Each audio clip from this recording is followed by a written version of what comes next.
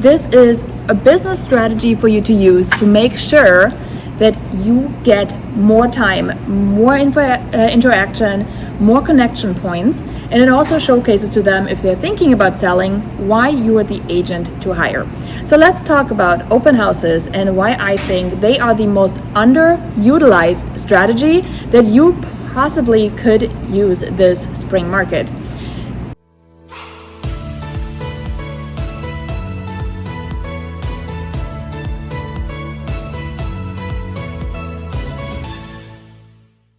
Today, I got something absolutely fun for you if you're hosting open houses.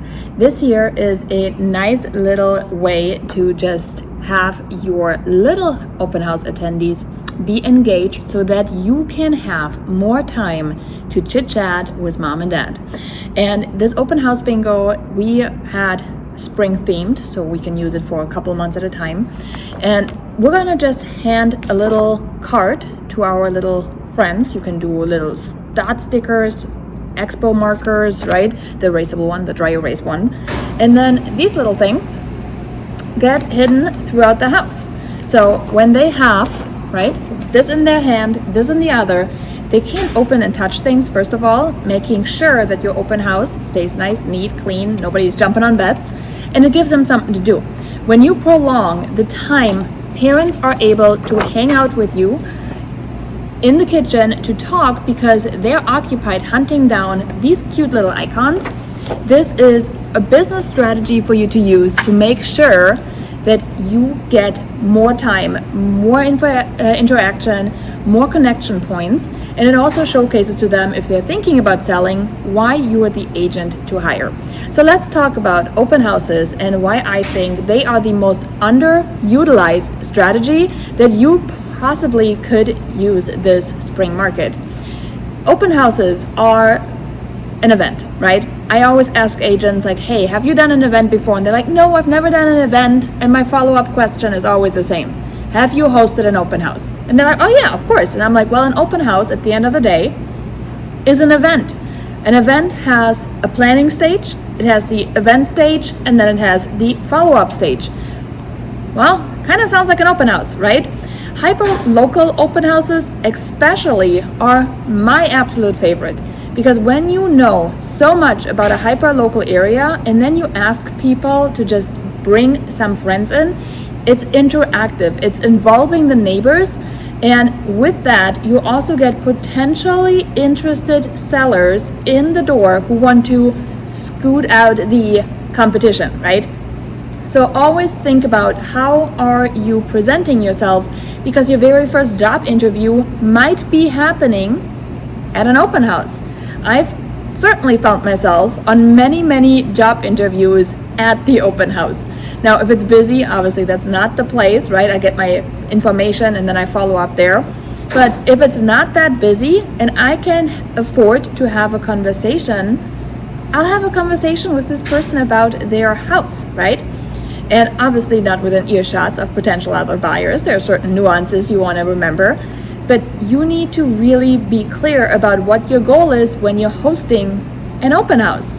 Are you there to just have an open door and let people trample through somebody else's house?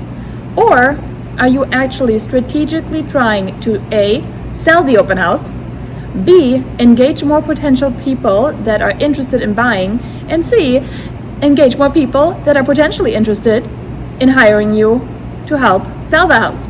You can have so many diverse people walking in, and because open houses are real life interaction, belly to belly, it is the perfect opportunity to make sure you are the agent in front of these prospects. So again, I know people always say open houses is old school.